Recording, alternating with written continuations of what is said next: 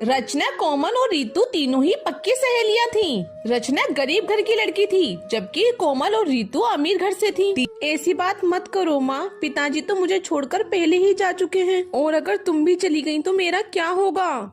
ऐसे ही समय बीतता है। ज्यादा काम करने की वजह से ममता बीमार पड़ जाती है। फिर घर चलाने के लिए रचना अपनी माँ की जगह काम करने लगती है। कुछ महीने ममता ऐसे ही बिस्तर पर पड़ी रहती है।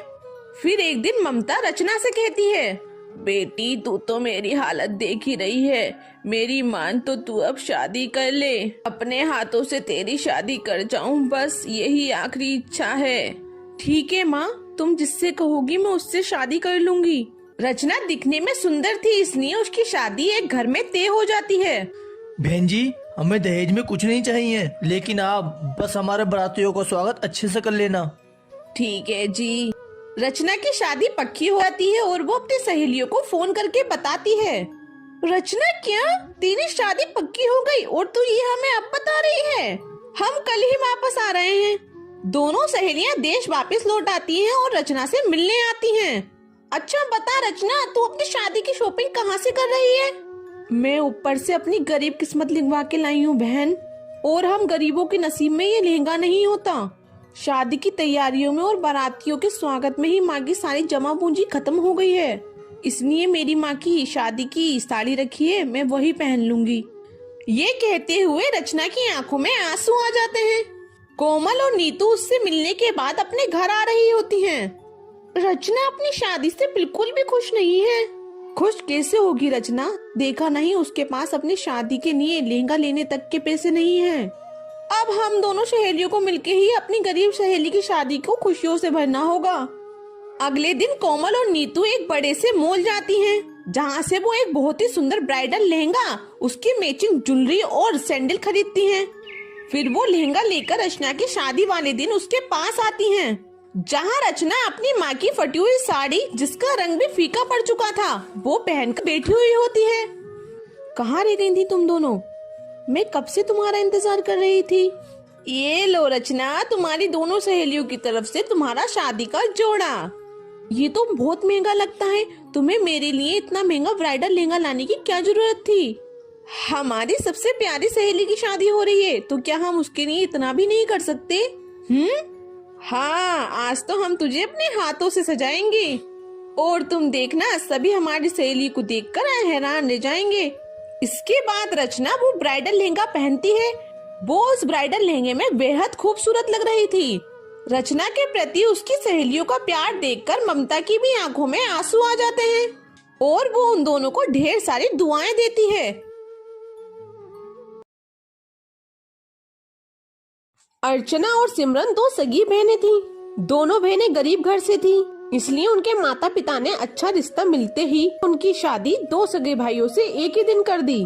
शादी के अगले दिन से ही दोनों बहनों ने घर की सारी जिम्मेदारियां संभाल ली।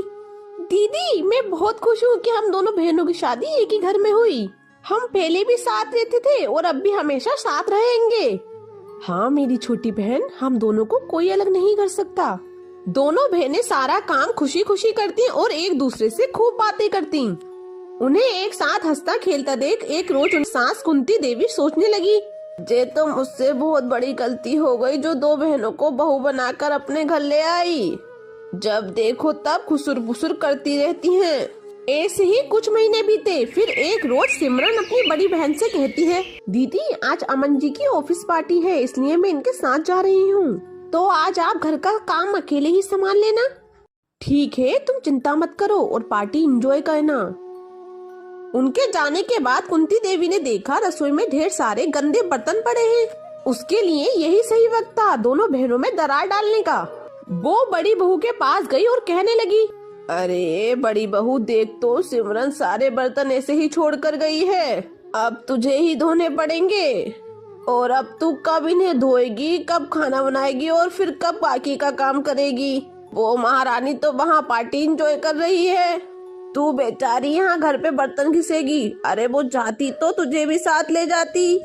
माँ जी, वो देवर जी के साथ उनकी ऑफिस पार्टी में गई है, भला वहाँ मेरा क्या काम? हाँ हाँ, चल उसकी तरफदारी करना बंद कर अब और काम पर लग जा। इसी तरह कुंती देवी की बात सुनकर दोनों बहनें एक कान से सुनती और दूसरे से निकाल देती। ऐसे ही समय बीता। फिर एक रोज अमन की नौकरी चली गई। 3 महीने हो गए लेकिन कहीं भी अमन को नौकरी नहीं मिली और घर का सारा भार घर के बड़े बेटे अशोक पर ही आ गया।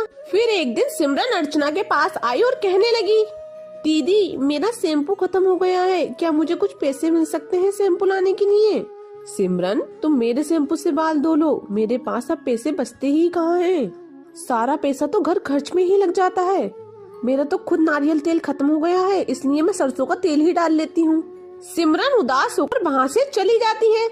फिर कुंती देवी अर्चना से कहती है, मेरा बड़ा बेटा बेचारा अकेला पिस रहा है और इस महारानी को शैम्पू चाहिए।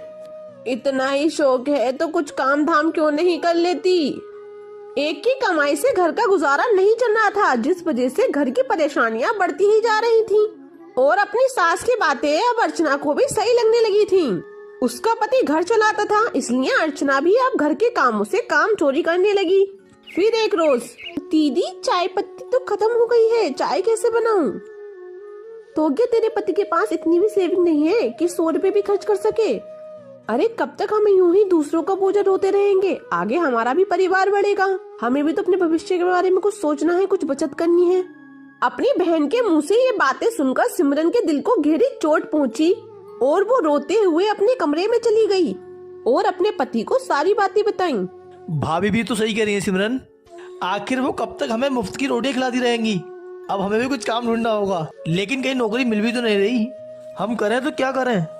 मेरे पास एक आइडिया है, हम दोनों पढ़े लिखे हैं तो क्यों ना हम बच्चों को ट्यूशन पढ़ाने का काम करें। वैसे भी यहाँ आसपास कोई ट्यूशन देने वाला भी नहीं है। ये तो बहुत ही अच्छा विचार है। फिर दोनों पति पत्नी ने बच्चों को ट्यूशन पढ़ाना शुरू कर दिया, जिससे उन्हें काफी अच्छी आमदनी होने लगी। फिर अपनी पहली कमाई सिमरन ने अर्चना को देते हुए कहा, दीदी ये लो हमारी पहली कमाई, अब हम इससे घर का राशन पानी ले आते हैं। आप मुझसे नाराज होती हो तो कुछ अच्छा नहीं लगता दीदी। क्या हम दोनों बहनें पहले की तरह एक साथ नहीं रह सकती? देवरानी जेठानी बनकर नहीं, बल्कि बहन बनकर। मैंने तुझे कब अपनी देवरानी समझा मेरी बहन? माना कि हम दोनों के ससुराल एक है, लेकिन हम हमेशा बहन ही रहेंगे। अगर मैं तुम्हारे साथ गलत व्यवहार नहीं करती सिमरन, तो तुम कैसे अपने अंदर के हुनर को पहचान पाती? ये सब मैंने इसलिए किया कि तुम किसी पर निर्भर ना रहो। अपने व्यवहार के लिए मैं तुमसे माफी चाहती हूँ। मेरी प्यारी बहना, मैं आज भी तुझसे उतना ही प्यार करती हूँ जितना पहले करती थी। देखा माँ, 2 बहनों का एक ससुराल होने का फायदा। ये सुनकर सभी खिलखिलाकर हंसने लगे।